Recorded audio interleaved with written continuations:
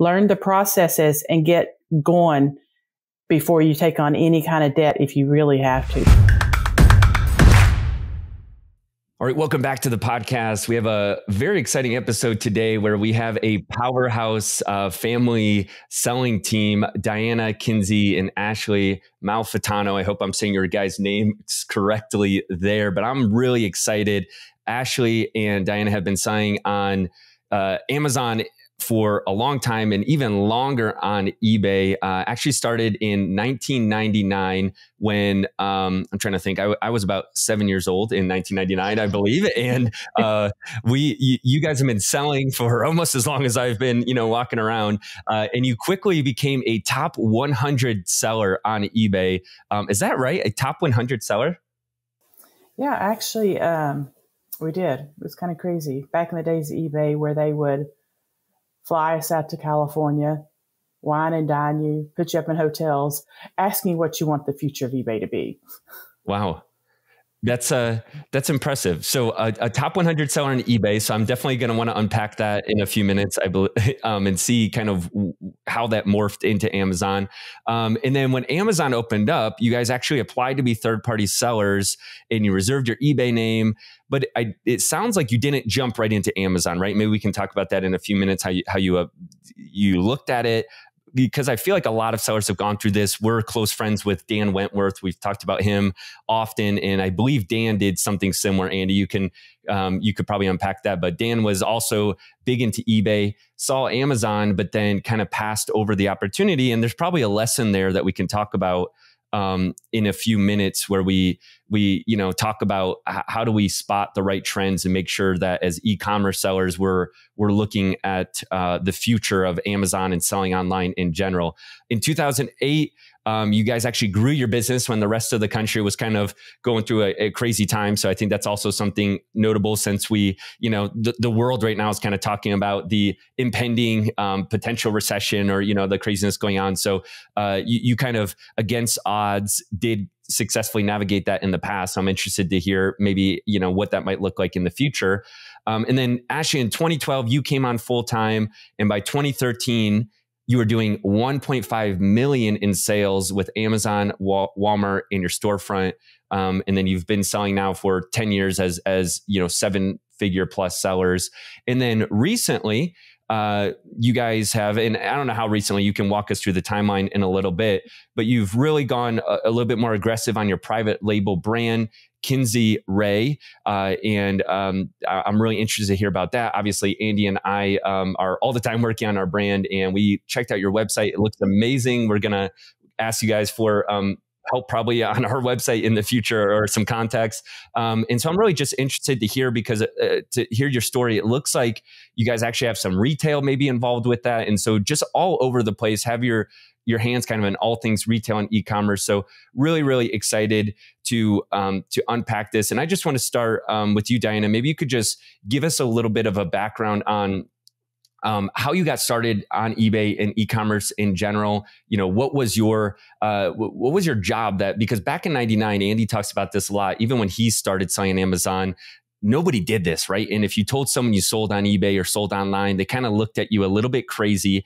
And that was even just 10 years ago. So when we're talking about 20 to 25 years ago, I'm sure you got that a lot. So Diana, if you could just walk us through, how did you get started? What was your previous background, education experience, and what made you believe in this opportunity? Well, I was actually a teacher by education. When I had child number 3, started staying home, and then shortly after I had child number 4. So I loved to go to garage sales, and I'd see 2 girls from my church just buying a lot of things at the garage sale. I'm like, what do y'all do? And they're like, we buy this and sell them on eBay. And I'm like, what's eBay? And when I finished teaching, I had one computer in my classroom because it wasn't in the schools, that was for my grades. And my husband, on the other hand, wrote software and always like, don't touch my computer, don't mess it up, So when I saw him at the garage sales, I'm like, I can buy smart. I can do that. At the time, I was buying things at garage sales and taking them to like the children's resale shops. I'd load up my car, spend $100, take it there, get $200, go home, and okay, this is just a little stay-at-home gig on the side. And so, gosh, Ashley and Richard were teenagers when I started, and I can remember buying a Dooney & Burke purse for 50 cents. and putting it on. And as people are bidding the last minute, I can remember Mike and Ashley and Richard were all just watching the monitor, like, what's it going to go for? What? $134.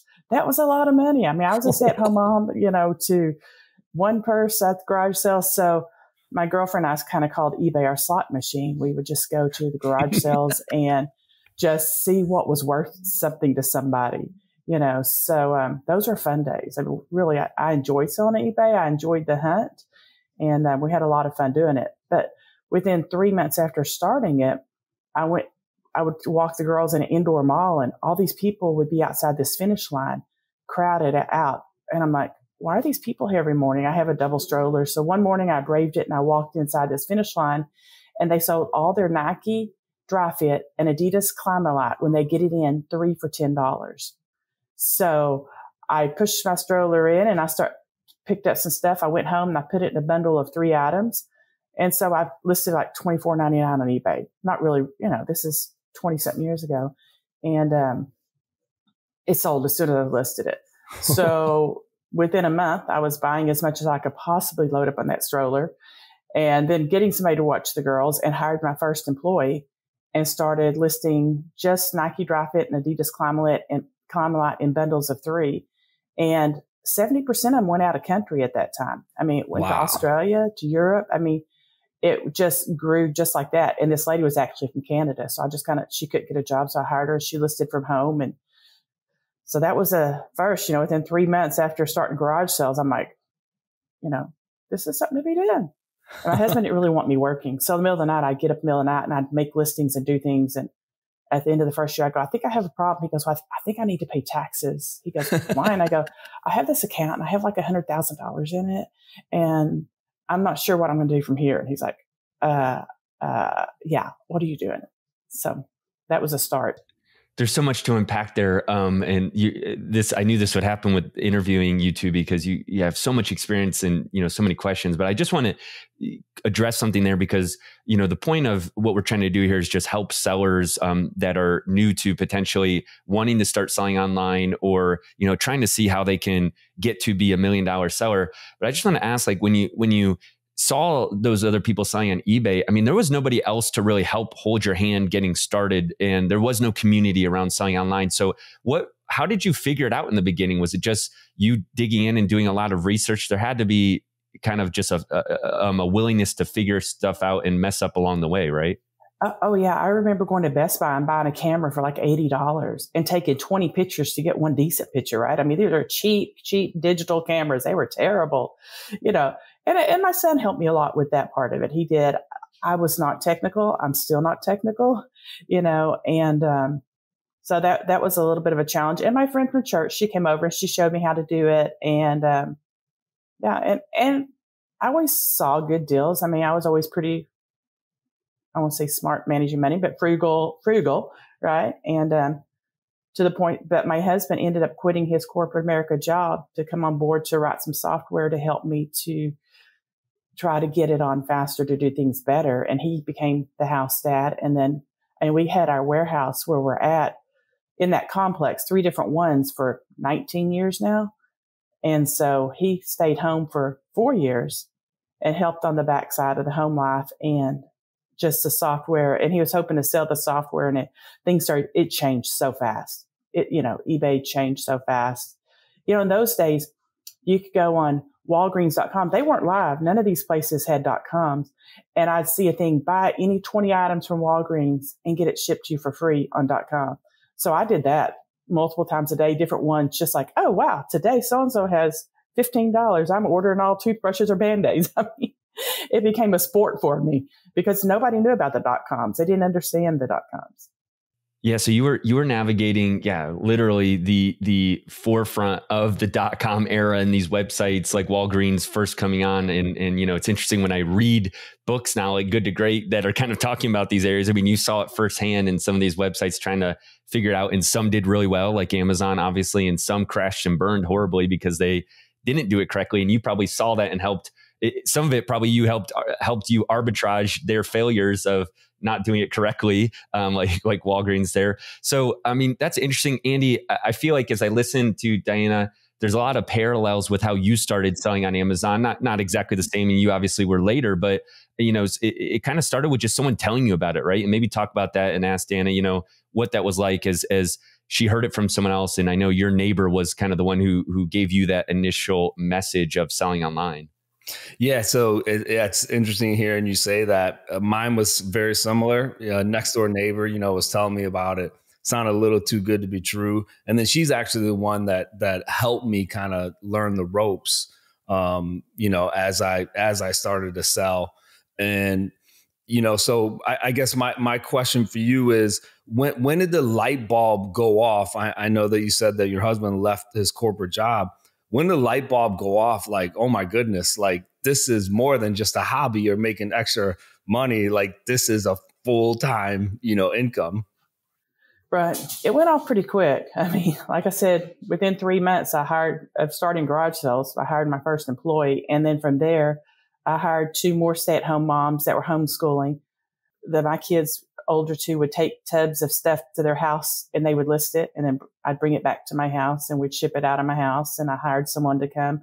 So it was early on that it started being a pretty decent. And I do want to ask you about that. I mean, you say it kind of casually, but most people struggle for, or work on a business for years before they hire their first person. And you did it within the first 3 months. What gave you the confidence to hire someone? Was that because of your teaching background, or is that just your personality where you saw the opportunity and you said, hey, I can't do it all myself? How did you do that? Yeah, there was so much inventory where I would go and I'm like, oh my, I can't do this by myself. I mean, I recognized that early, and, I didn't really at that point was not interested in working full time, but I mean, worked a few hours a day, but I had 2 little ones. They're like 1 and 3, 2 and 4. So working all day was not an option. And so, yeah, I just saw it as opportunity.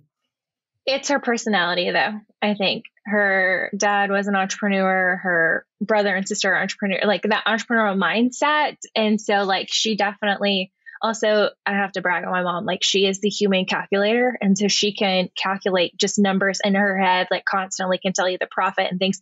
And so those 2 worlds collide, and she, definitely has that personality of can see an opportunity and go after it. Well, that's an amazing skill, and that makes sense. And Andy, I think it was just a recent talk you did where you said, hey, all entrepreneurs need to be able to calculate and take some form of risk, right? And Gary Ray, who leads our tribe coaching, talks a lot about the fear versus greed mindset and how that impacts sellers. So it sounds like, Diana, you have at least a little bit of a greed side to you where you are willing to take those risks and willing to say, hey, there's an opportunity here. I'm gonna hire someone who is more fear-based, and they're just always worried about the downside risk. That, I hear a lot of people say, I can't hire someone. I can't give this work up. They might not do it right. What if I can't pay them? What if there's not enough profit? It sounds like you were able to overcome that pretty quickly. Yeah. And I tend to, when I talk to people, I talk a lot backwards. When they say, the other day, someone said, I can't get that paid off. Let's talk what it would take. If you hired someone, you need $1,000 a month. How many pairs of shoes or how many items? Can you get an extra 80 items to take care of that bill? And so I kind of caught backwards. And he's like, well, yeah, 80 items isn't much. No, it's not much at all. So you add that to what you're doing and you can achieve that next thing. You don't sit there idle. So we kind of look at things a little bit backwards. And that's really, we've started probably 4 or 5 years ago, Ash and I, we had a coach that made me to help think that a little bit better, to where you want to know where you want to go. At that time, I didn't know. I didn't have the vision. I had no idea. And to this day, my friends who know we sold on eBay, if I see someone from a local, go there, oh, are you still selling on eBay? Oh, yeah, we are. I mean, people have no idea of the online business. People have no idea it's a multi-million-dollar business. They don't understand that. People do not understand the .coms, the onlines. They're doing shopping it, but they don't know it. They think it's a little hobby because like I grew up, like my mom said, like I would take the tubs of merchandise to the other employees and everything my brother and I did. And so our high school friends, when we see them now at our 20-year reunion, they're asking, oh, well, does your mom still do that little eBay thing? And I'm like, it's not a little eBay thing anymore because we're in the millions, but yeah, she still does. It's pretty awesome. Yeah, I think we've all been there at some level, and people looking at us that way. And Ashley, I do want to bring you in now. We had to get through some history of 10 years with Diana starting this and what was involved. But, you know, you kind of mentioned it there. What was this like being in an eBay online seller household as a teenager? What was that like? You kind of grew up with this at some level. So it probably has a different perspective than most sellers do. What was that like? And then how did you guys actually end up, you know, teaming up together and working together in the business? Walk us through, Ashley, maybe that journey of in your mind, and then Diana, maybe you can fact check it if Ashley doesn't get it right. I'm just kidding. Go ahead, Diana. What did that look like, or Ashley? Growing up and seeing it, like my mom was there on that cutting edge of it, being there at the beginning and seeing that really grow. And it was cool to be a part of it. It was everywhere in our house. Like people talk about the Amazon days and when you outgrow your house, and like I really remember those days in the house.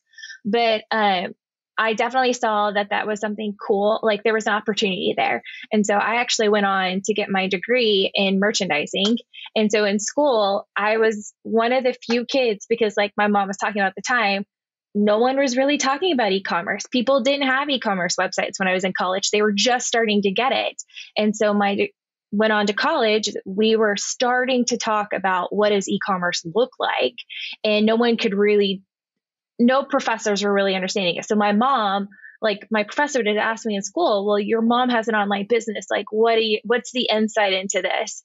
And so, it was just kind of interesting. And so just kind of exploring that, what is to come in e-commerce. And we, in school, they would offer where you could pay to take a class, and they would take you to Magic or to the Dallas market. And I told my mom, I said, why pay for the class? Let's go do this together and let's go explore this together. And so we went several times when I was in college, and we went and explored these big markets in Vegas and in Dallas. And it was just an interesting experience. It was like we were learning together on these, exploring what is the wholesale aspect. And that's when we started ordering wholesale for business. And so I actually graduated college and I helped open our first retail store. Open our retail store. And then I got a job working for Academy Sports and Outdoors, actually building their first e-commerce website. So I was on the team before their site even went live, helping build out what that looked like, just because I had a background. What does e-commerce look like? What does buying look like? And then I went to work for JCPenney's, and my mom and I kind of always talk like, once you're ready to leave that corporate lifestyle, when you're ready to have a family, then there's a spot for you here. And so it just kind of worked out great. The business is in a good spot where when I had my first daughter, it's coming up in 2 weeks is the anniversary that I said goodbye to JCPenney's, hello to full-time with being with mom here in our business. And I just made that transition because as an entrepreneur, do you put in a lot of the hours? Yes, but you also get the beauty of kind of dictating your schedule. And that's what I love, is that flexibility of, I have 3 young kids. I work with my mom. So if I need to do some of the work, then mom would normally tag team in and take the girls, or now they're old enough to just hang out with us at the office. And I love that flexibility that corporate America didn't give me. And so that's just kind of how I came on. But it's been a fun learning journey to be able to have some of those memories. It was very cool hearing her talk out the beginning of the eBay days and tell stories and stuff. Some that I don't remember. And I was like, oh, that's so cool. So many great things you just said there, Ashley. I do want to ask you this, because I feel like it's a common question you're seeing online these days. Just to get your personal anecdotal take on, how much do you feel like you learned in school, which was probably important to you, but what would you say like your learning of true business was, of what you actually learned in school? Because you took a merchandising degree, so it was relevant to what you do now and what you're doing. But how much did you learn there at school versus on the job experience, seeing your mom do stuff, working with her in her business? And then, once you did get into corporate, could you give us kind of like a rough percentage, if you just had to throw it out there, of like, what the value was there and how much you learned on the job versus at school? I would say a majority of I've learned on the job. I mean, also people have the luxury of, we didn't have this when I was in college, of YouTube, and how much you can Google on YouTube how to do this. I learned how the basics of business, of like, what's a profit and loss statement, how to read a profit and loss statement, what are the formulas and everything. But you can learn all of that on YouTube these days. I mean, so I learned so much more hands-on watching my mom actually being in the business. I remember when I came on full time, my mom's like, I need you to walk through and spend time with every employee. It wasn't like, you're instantly right here, my right-hand man. I remember that. And it was a good thing. I remember sitting with our lady that's in charge of listing and spending several months with her. And it's like, learn the ins and outs of listing, and then learn the ins and outs of our shipping thing. So hands-on, you see what the struggles are and you see what our strengths are. So then you can help us build this business based off of that. Wow, I love that. And there's a lot of wisdom there from your mom, I think. Andy, one of your kind of principles of your kind of freedom plan is the ability to actually work on a business with your family, with your kids. And I know you've been a big believer of kind of that school of business at home. And I mean, you've homeschooled your kids, and then you also thought that like, hey, a good way of teaching them is to just see the real world. So I don't know, speak to that maybe on how you think that most people with today's education environment can benefit from that. Yeah. I mean, one of the things I love hearing your story, one of the biggest benefits I see in e-commerce and working from home, I often say our family is kind of like an Amish family, but we just have an e-commerce business. Just like you all helped out, Ashley, when you were younger, my kids were helping, bring inventory in, bring inventory out. And I think that's always going to stick with them no matter what, career they choose. And so, I just think that's a huge opportunity and benefit, now it doesn't work for everybody. And again, Diana, you went through that pretty quickly, but I imagine that had to be a big decision for your husband, who was in the corporate world, to step down. I mean, that's huge. And that's often, I think, the biggest fear or decision that a lot of families who begin e-commerce and their business begins to grow, to leave that safety net of a full-time job. And so, super exciting, but wow, you caught the rocket ship right as it was going off. So share with us a little bit then how you transition from eBay to Amazon, Diana. What was that like? Well, twice a year, the top sellers on eBay, we would go to 2 different places and we would all meet up and we would kind of like the tribe. I mean, but we'd have presenters and we would talk and, a lot of just visiting among and learning. And we were in Atlantic City. No, I don't remember. But anyway, they said, we have somebody who wants to speak with us about Amazon and wondering if y'all are opposed, because it wasn't eBay putting it on. It was us as sellers. We all had a group that and we're like, well, you can let them in. I mean, yeah, sure. So somebody from Amazon came in and walked in front. And I remember this, we were at a hotel at this where we have our little meetup. And like I said, probably 80 to 100. And they're like, we want every one of y'all to come online to sell on Amazon. We currently sell books, but we're expanding it and da-da-da. And I'm like, who are these people to walk in and think I'm trusting them with there's no way, this is silly. And a few of them said, yeah, we'll try that. But honestly, we were doing all we could do at the time. I mean, we were tapped out. I probably hadn't hired enough people. You know what I mean? And so, I guess at that point I probably had 2 full time, but, and my husband was with me. And so we go, well, that's really nice. And we left and we went home and we continued working. And I was selling some high end jeans and some things. And it was because I would go to Vegas and buy these things. And the gray market was a very big threat to people. And, people start saying on eBay, it's when people start saying these are fake. This is fake. And not just me, but just around, and our sales were going down. And my husband's like, something's got to change. I'm going to have to go back to work. And I'm like, I don't know. And I was having a restless night and I got up and I went to log in on the computer and I tried to open an Amazon account with my business account. And I'm like, oh my goodness, somebody has the Uber shop. How dare somebody have the Uber shop? I mean, so think at Uber, we took Uber on before Uber was even a word around here. Wow. We were the Uber shop. And so it's because I thought, we'll try this. So the next morning I called them. They go, oh, yes, we show that this name was reserved back in, it'd probably been 9 months a year at that point. And we already have an account ready for you to set up to start selling on. I'm like, oh, so that's kind of the start. And, in that month, I remember we put a few things. We thought, we're going to dabble. We're going to put a little bit on, and we sold 1,200 The next month, a little bit more, 2,400. The next month, 4,800. The next month, 9,600. That happened for 6 months in a row. It doubled. We were just gradually putting a little more on while doing our eBay on this side as well. And then I go, whoa, we need to rethink this. And back then we found another group that were booksellers that sell on Amazon, and they have a conference once a year up in Seattle. And so we got onto it, and I went there. Gosh, one of my employees who was with me for 19 years, her and I went, I don't know, probably 5 years in a row. I mean, we went into the room with, who was it? Meg? No, that was eBay.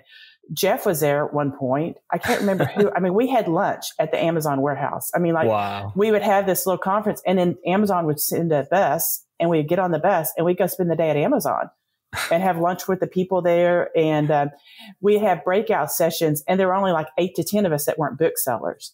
And so here's 100 booksellers, and us 8 or 10, when they break out in groups, we go off another room. And this one sells electronics. And there was one other guy that sold clothes. He sold shoes, but nobody else sold, like what we were selling. But, wow. We did that several years as it was starting to grow, to learn a lot there. So would you say, Diana, then, like, I mean, I share this a lot. Like, for me, learning and growing, a lot of it was going to other Amazon conferences and meeting other Amazon sellers that were doing similar things that really helped me kind of grow and accelerate that growth. Were those conferences like that for you? Oh, yeah. Yes, they very much were. And I can even remember an FBA came around, and people at the conference going, I'm not trusting Amazon. They're going to know everything I'm selling. They know it anyway. So we started sending some things into FBA, and so many sellers would not do it. They didn't trust Amazon. They weren't going to do it. And we're like, they had our data. We're doing it. And, so I can remember being the advocate at conference going, guys, send it to FBA. Send it to FBA. And you remember back in those days, there was no ad a product. We had a full-time photographer, a full-time lister listing it by spreadsheet, It's really interesting to hear that, because, I think in all business, you get used to doing something a certain way, and you can easily miss the new opportunity. Like FBA, in hindsight, seems so obvious that that's the way to go. But if you're already used to selling before FBA, it can be very difficult. And I think a lot of even, it's hard to apply that to the modern day. What is, the modern day FBA, but there's so many other things, but you guys have stayed pretty broad. Like you said in the beginning, you were eBay, you've done Amazon. Now you're on Shopify, I believe, or, you're selling on your own website, and you're probably in other places too. I don't know if you do Walmart or other marketplaces. What has helped you, Diana, to like spot those trends? Is it because you want to stay diversified, or is it because you just see kind of where the market's taking stuff before it gets mainstream? I think staying diversified, the trust and is issue, fully trusting one place, obviously we've experienced that recently, but the fear of fully trusting one place is a little bit, and diverse. There's so many different marketplaces, different people are in these different marketplaces. We chose to close our store down after 15 years, which was really difficult because we realized Ashley and I were strong. Neither one of us had our hearts in it anymore. At one point we did. It was our ministry in the community and a very successful one. But after 13, 14, how many years, Ashley? I think 13 years. Yeah. So we ended, but that was a decision we made to say, okay, let's split and divide. Let's close this. Because and our store was very, very successful, actually. I mean, I don't know, we did $500,000 in a year. We had low overcost. It was, Was this a retail store? It was. Wow. And it was because I would buy truckloads from Federated. And so only store stock Macy's and Bloomingdale's stuff. And our setup was sell it 70% off retail. So, I mean, we had great deals. We bought out showrooms at the market of this year's stuff, but we eventually closed that down just because we realized we were limited on overseeing, and neither one of our hearts were there. So now we have an employee who oversees the Walmart and eBay. She's responsible. She's to report to us. We have a lady who's primarily over our Amazon and getting things out, the health, and she's to report to us. So we wanted to give up that. We don't want to live it, There's a lot of ways I could go with that. It's very interesting. I do want to go back a little bit again, back to 2008. You were selling online. You kind of go through this period of, economic uncertainty throughout the country, throughout the world. And like I said, I feel like there's a lot of talk about that right now. Now, whether we, head to another recession or don't, I think is maybe besides the point. Inevitably, sometime in the future, something will happen, right? Danny, could you just speak to maybe like, what was your mindset during that time? And how do you think sellers should approach any type of macro outlook that might be a little bit less certain than we've seen over the past 5 or 10 years? Well, people are going to spend money and people have needs. I mean, during that time, I can remember thinking, well, kids are growing. They're going to have to keep buying kids clothes, even if they're cutting back on theirs. And I remember at that time kind of focusing on thinking that's something we have to get. Honestly, we didn't slow down a lot. Our setup just worked. We had truckloads come in. We cherry picked it for Amazon. And then we put the next little line of stuff for eBay. And then we put thousands of pieces in a retail store. Our retail store had between 15 and 20,000 pieces at one time. And then we had a warehouse sale at 1.4 times a year. So we would literally get semis in. And we didn't just get semis. I ordered them by spreadsheet, line by line, had 15,000 pieces on this truck. But we knew every size, every color of everything that was on there. It was, so it was working so well, Nate, that we really didn't have to redo. For people who wouldn't shop discount, started shopping discount in 2008. I mean, our retail store really became even bigger, more known because people that would just go to the malls realized they needed to save money, which is when we closed our store down. It was at the beginning of COVID, but we had made the decision 9 months before and hadn't made it public. I mean, we were trying to get someone to sell it. And so when COVID happened, Ashley's like, Mom, things are going to get tough. Maybe we should keep this. We do well with this. And I go, no, our heart's not in it. Let's go ahead. And if we didn't get to sell the store like we wanted, like we thought, but we liquidated and moved on. But to be honest, Nate, it was working so well that it fit right into the economy at that time. So it wasn't really a struggle. We were blessed.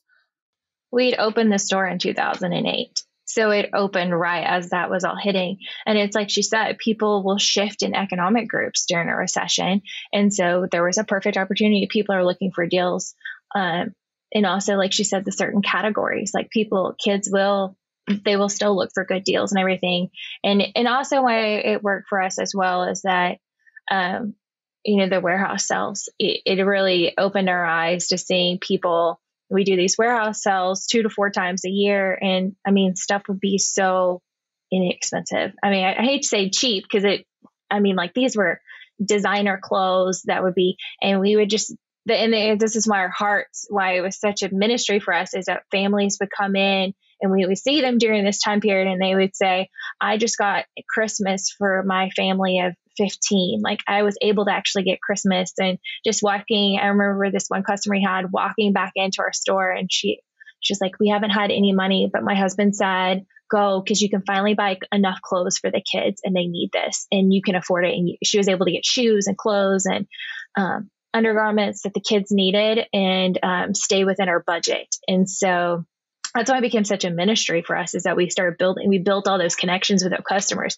but we did well through the recession. But we also, that's why we viewed it so much as a ministry, is we were able to serve and give back during that time as well. So that's amazing, that experience. And, just the willingness for you to, and maybe it wasn't a planned thing, it's just the way that it worked out, but you opened a business at the time the rest of the country was, fearful and contracting. And I think it is super encouraging for me and anyone listening that, like you said, Dan, I like your mindset on it. There's always going to be people who need stuff and looking to buy. And, whether it's the arbitrage model or private label, you mentioned that discount stores typically do better actually during a downturn, or that's when customers start looking at that. And I can think in my head, hey, from a private label standpoint, a lot of people buy name brand stuff, not private label stuff. But when, money's a little tighter, that's potentially when a private label version of a product would potentially do even better, because people are willing to find a better deal, pay less than the name brands items there. And I do want to kind of, maybe if you guys are okay talking about it, again, your models, you've sold on all these different platforms, and I know you've sold all different types of selling models. So you've done retail store, which we hardly ever talk about, just to be honest, on the store, because Andy and I do not have any retail experience, physical retail store. But then you also do arbitrage, and then private label has been something that I think you've spent even more time on. I know last week you messaged Andy and I, we had to reschedule because you had a container come in, and we know what that's like. We've had lots of those this year. So I don't know who started kind of the private label look. Even was that you, Diana, that even saw private label as an opportunity? Was that something you were involved with from the beginning? Ashley, I'd love to hear that story. We had a gentleman that we bought hundreds of shoes from every month. I mean, we probably sold 500 pairs on Amazon a month from this. And he was out of Allen. We live in Allen. And my daughter said, one of my friends' dad sells shoes. You should call him. So I called him, and we got to selling his line of shoes. It was Gotta Flirt, and they were a lot of dance shoes. And nowadays they're not as popular because people are manufacturing them themselves. But at that point for several years, and he said, we have this handbag. You should try some of them. It's a concealed and carry handbag. And I'm like, I don't know anything about them, but sure, throw me in a case. So I put them on Amazon, and bing, they were gone. And so before long, they would order 350, and I'd say, I want all you get. And he's like, I can't give them to you, but I'll sell you 300. So then they came out with another line, and it was all the camo. It was all a camo pattern. I mean, it's a hot pink, purple, and black pattern. And so before long, I was buying everything when he brought it over to China. It never occurred to me to start manufacturing ourselves. And he said, this is really popular. We can manufacture some shoes out of this camo. And I'm like, okay, let's do that. And so we made, I don't know, 500, 1,200. I don't even know the numbers anymore. We made shoes, and they sold right away. And so we actually had worked with him for probably 2, 3 years, Ash. Mm-hmm. And then the line, they kind of got in quorums with the people because we have to pay royalties on this fabric, because everything we buy manufactured at that point is on this fabric. And he says, we can't work with them. He goes, if you want to move forward and see about working with them, Diane, but we're done with them. And I'm like, the camo company, the camo print is licensed. And so there's a whole licensing element of it all. And so they burned that relationship. And so when they burned it, they said, we're out, but we'll give you all the designs. And the rep, who had been my sister's friend, said, I'll teach you how to manufacture. I'll make some introductions for you to the factory that I would suggest you use in China, who we still use today because it was such an amazing introduction. We tried moving operations over to Cambodia, which we just got a container back. And I said, I will not do this anymore. I will stay in China because our relations are so, our rep there is so amazing in taking care of us. And she has just helped us develop it. And so whenever they did that, and we did those designs, we just steadily have created new products. And for a while, when we first started manufacturing the first time, we did it under their name because that's what they said we could do. But then we're like, why don't we do it under our own name that we create? Let's create this brand. And so that's what we did. We've just kept creating product in this camo print and manufacturing it. And so it wasn't until a couple of years ago when we were thinking about, well, what's the restructure going to be for the business? How do we want to free up time? What's the future look for us? And someone's like, why aren't y'all going into concealed carry? This is a niche no one's going into. There's an opportunity there. And so we really started exploring that and realized there was an opportunity. And so we decided we are still manufacturing, and because we have the licensing agreement with that. Camo, when we renegotiated our contract with it, we actually got the rights to be the sole handbag and accessories manufacturer in that camo print. So no other manufacturers can actually, retailers can manufacture in that print. It's just us. But we also decided to go into a more basic line. And so as of yesterday, our new basic products are live on our Shopify website. And that's where we're trying to do is diversify, was get our private label, not just on Amazon, but also build up our own website and brand following. Because our goal is to have it in retailers and to have our product and wholesale it to retailers. And last week, we actually launched it and we showed it at the first wholesale show, an outdoor sports show. So. Wow. And I want to talk about that more because there's so much there and man, so much to learn from that. I'm sure this has obviously been years of learning that we're trying to pack into a few minutes. But I just want to say again, Andy, maybe you can speak to this, the similarity between the story of Diana and Ashley here with their private label is strikingly similar to yours in the sense that they kind of stumbled upon it sounds like, and just gave it a shot, and they were willing to give it a shot, and then forced into something that they thought probably, I'm guessing at first was going to be bad, but then ended up, forcing them to learn. And so maybe just speak to that, Andy, on, what it takes for people to first just be willing to give stuff a shot, and then, how things can turn out better sometimes. Yeah. I mean, I think it's kind of a natural progression. Like, you crawl, you walk, and a lot of times that walking is selling other people's products.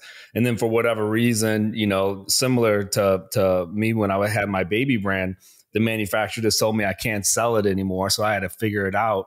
But what you guys have done with your brand, and Nate and I were just looking at your website, is amazing. And I feel like you have done an amazing job just with branding. We're actually trying to get better with branding. And so if you could just talk a little bit about that, Ashley, and how, you came at this niche, and then kind of what your thoughts were around branding, because your website just looks beautiful and your branding looks amazing. I know that doesn't just happen. So share with us a little bit, if you would, just about the branding aspect. Thanks. I guess I really went out and just researched what are brands that I really liked. Like, we could see that, to me, I was like my mom mentioned way on earlier in this, is that we like to work backwards. And I was like, what is our end goal? My end goal is that I want this to be an asset that I can sell off and retire on. Like, I want my parents to retire, and I want to be able to retire off of selling off that brand.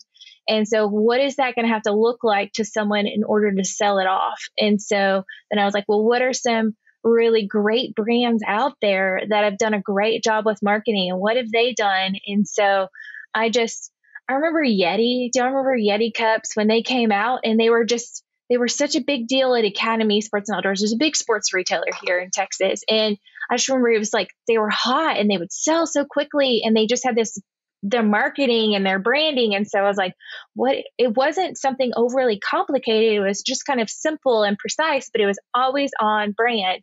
And so that was something that I feel like we splurged on and we spent money on, was hiring. We found someone that teamed up with us. And it actually happened to be a childhood friend of mine who loved art growing up. And now she's in graphic design and marketing and has a marketing company. And she did an amazing job of like guiding us through what that train of thought process is. And like, when you're developing the brand, and what does a brand guide look like? And we have a 30-page book that is like precise on who's our target customer, so that it's always a reminder of, when we're developing the product, this is our customer. And this is our customer because we did research on why she is our customer and the reasons that she is going to buy this product. And then what does that look like? And so it creates this standard. And so then it's just always that train of thought when we're creating products, it's for her. And I say her because it's handbags geared towards women who can still carry. But, and that's just helped us really be hyper focused on building out the brand and what we're going to stand for. And it's just, having the right people to help you if it's not your strength, and going outside, because creative is not my strength, but I feel like we worked hard. We did a lot of research to find a team that we could partner up with to really help us with that. That's awesome. So I'm holding up a book, one that I'm reading right now, which is Building a Story Brand. And it basically kind of goes through exactly what you're saying. Nate, it sounds like we need to get the contact information of the consultant she used. Yeah, I was just going to say, it's amazing how these things kind of, come together. But we were just about to hire a creative director recently, someone who I think does basically what all those things you just mentioned. And I had interviewed them last week. They sound good. And I just got the note this morning that they accepted a different job offer and it fell through. So maybe we need to reach out and get that contact from you, Ashley, because it sounds like I won't be able to work with this person. But he had said all those things that you said. We need to develop a brand guideline. He called it a brand Bible, where you have like this book of, these are the fonts we use, the colors, here's our customer avatar. And it sounds like you made that a priority. But it also leads me to a question I wanted to ask was, You guys have, Diana, you hired your first employee after 3 months. You've obviously worked with a lot of people over the years. Would you mind sharing how many employees you currently work with now? And then maybe how do you guys split up your responsibilities, Diana and Ashley, between you two and the rest of the company? This is something Andy and I obviously deal with as well. And would just be interested to hear your take after being in business for 20 something years. Our staff is really minimal now. I think including our shoppers, we have 10 people. I mean, when we had the retail store, we had quite a bit more. And to be honest, we haven't worked with a lot. One of them's worked with us for 15 years. One of us is going on 20 years. My one in 19 years just quit. So they come and they stay. What a blessing. And Cheryl's worked with us for 13 years. So yes, we do. We have a staff of about 10. And like I said, they know it from beginning to end. These two main people, well, three basically know everything from beginning to end. So we feel very comfortable just giving them responsibilities and letting them handle it and not carrying the load of that. Truthfully, the private label is Ashley's dream, and it's a great dream, and the Amazon world is able to support it because it is very expensive. Marketing is very expensive every month. It's not the sales yet to support that, but it's going to happen, and it's a dream that we're working on. And you got to, so I'm more over the Amazon. Ashley helps with the technical part. Like I said, I'm not technical, but I have a lot of, she says squirrels to chase, but I'm always like, there's this we could do and this we could. I have so many ideas that sometimes I just have to dump them and say, okay, but we'll focus on this. You do this, you do that. So I don't know. A lot of employees, we don't have a lot. We have a very dedicated, loyal staff who I just got back from Florida for 6 weeks. Ashley was gone for 2 weeks. And we don't have to call and check in or anything. They handle our business, our dollars tighter, more carefully, honestly, than we do these two particular ones. We just go, we don't have to worry about it, so, which is a blessing, huge, huge blessing. We took care of them. They're loyal. They've seen the growth. They've seen the bumps. There's been a few bumps along the way. Probably when eBay started being challenged, Amazon's been stable pretty much all the way, but they've been there. They've seen it and understand the hard work behind it.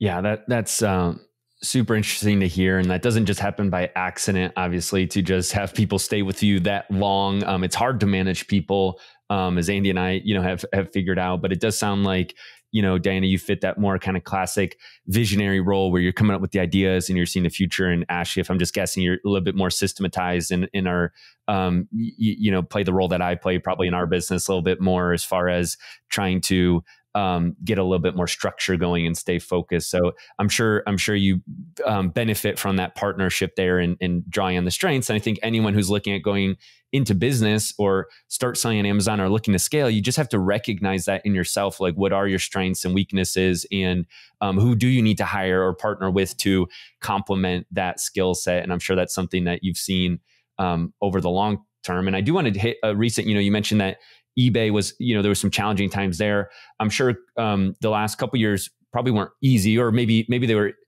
maybe you were ready for them, but COVID and all of that. Could you just speak to, keeping the team together since they've been with you so long through COVID? And you actually, I think, mentioned it, and I think I heard you recently went through an Amazon account issue. So maybe just talk us through those bumps and how you approach that, those challenges that all Amazon sellers or online sellers are going to experience at one time or another. I would say all the way back to eBay days, I saw a lot of people, bigger sellers, even go down. With Amazon, the same thing. They're not willing to change. They don't, they get in their own little rut and they just keep going, and it's being willing to change. And when COVID happened, I remember we were playing cards and they came online and Amazon said, we're not shipping anything non-essential. And I was looking at my phone and we were playing cards, get a table. I go, I'm going to bed. I'm done for the night. Cause I'm like, okay, what does this mean? And so the next morning I woke up at Sunday morning, I said, we are now a grocery store.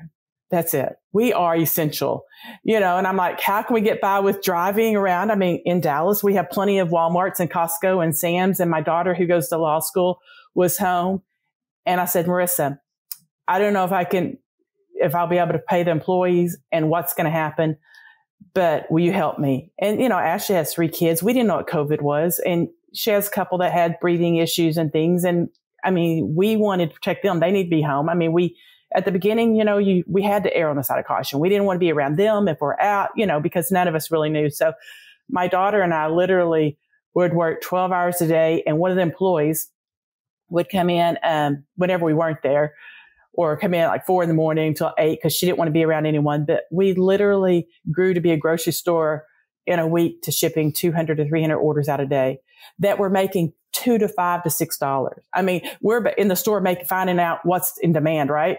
How many will they let us buy at Costco? 10 bags of 10-pound things of oatmeal, whatever. I mean, we are bringing it in. And I had a couple other sellers who came over who didn't have all the supplies and all. And I'm like, let me show you what to do. This is what you do. And we turned to a grocery store for about 5 or 6 weeks. I thought you were joking when you said we were a grocery store, but you literally turned into a grocery store in a week. Literally. We had baker's racks full of groceries, people, and so all of my employees were able to stay on at some point. I didn't ask them to come in at the point of such uncertainty. One did, but the rest of them pretty much didn't. We found, some of them did things from home. And as we know, Amazon did keep shipping some things from home. Some things, shoes and things like that. We didn't know it was essential at the time, right? When Amazon said essential items, we really didn't know what that meant. But the point is, we were able to keep all of our employees except our store manager. I said, you know what? It was probably time for a change for her anyway. But I said, why don't you go see if you can file for unemployment? And the rest of our employees, we kept on. I mean, not working a full force, but we paid them. They had jobs, and we did get one government thing at the beginning. And with that, we paid our employees. And at that point, we already knew we were closing the store, and we had, 6,000 square feet that we just went.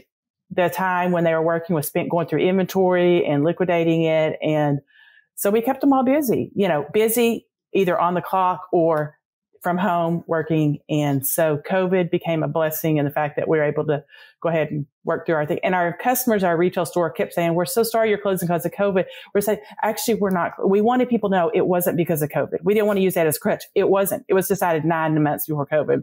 But to this day, some people we see in the community go, I'm so sad your store closed. It's so unfortunate, but it was a blessing to us because we closed it. It freed us up in ways that we didn't realize it would free us up. We had a really good store manager for about 5 years. She got married, moved to Chicago, and then we struggled after that with having a good enough store manager where we didn't have to oversee it, and we didn't want to oversee it. That was one part. You asked me another part.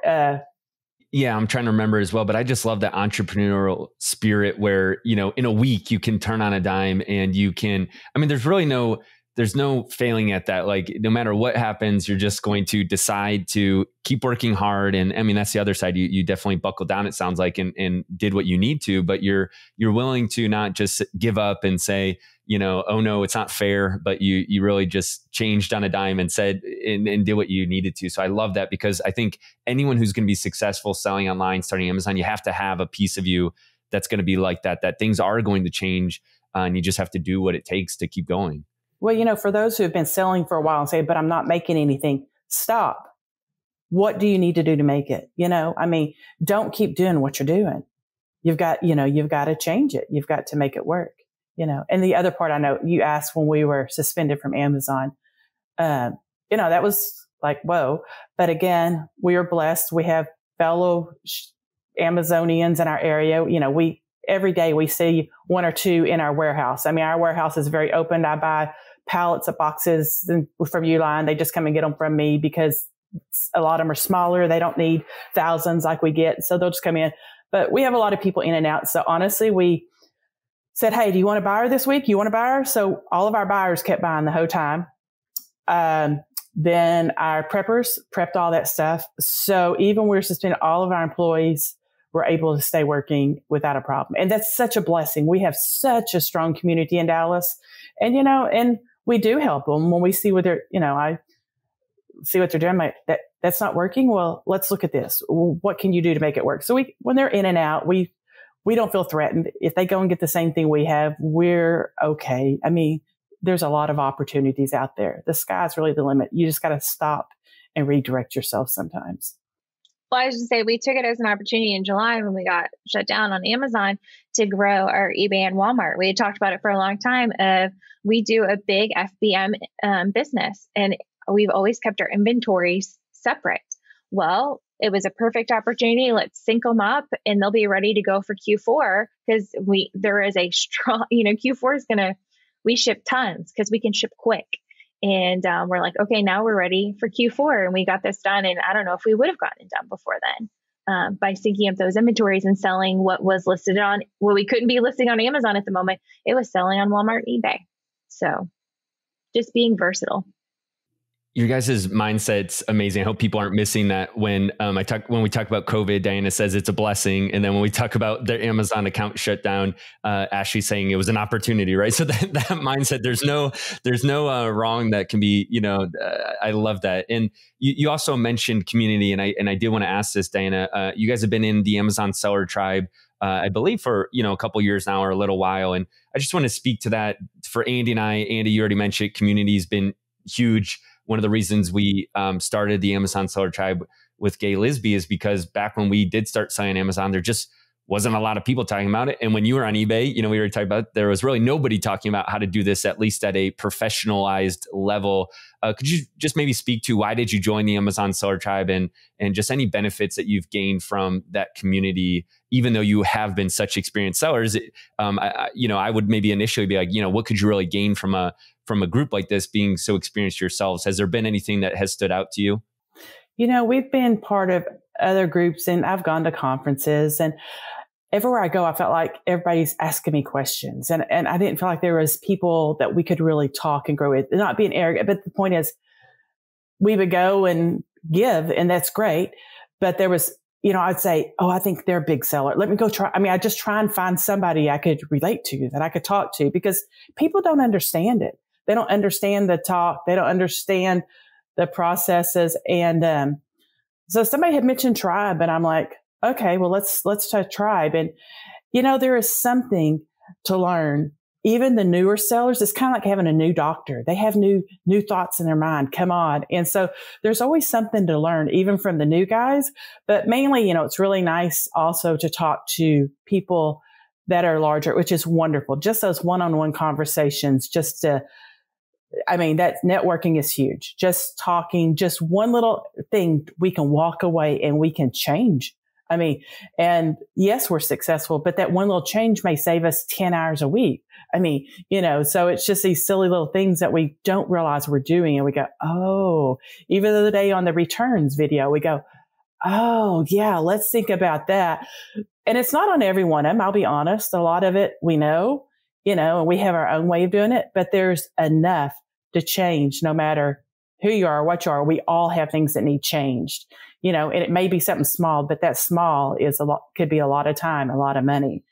And, for that, it's really been worth it to be able to, be a part of it and to contribute. To have the people in our area and that we can talk with and on a regular to encourage them and, brainstorm what the webinar was last night. Did you hear that? What are you going to do about that? So, we do a lot of brainstorming and sharing. And like I said, I guess in our area, most of them are smaller, but they're all working hard. And it's just a blessing to be able to converse about it all.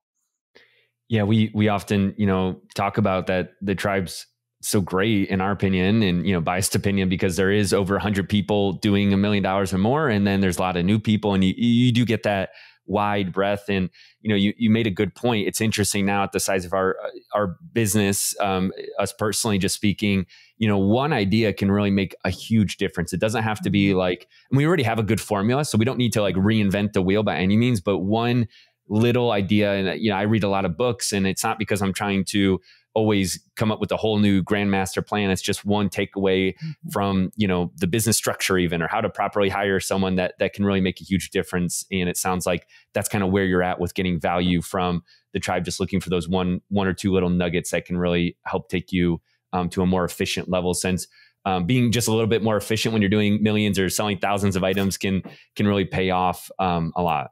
Yeah.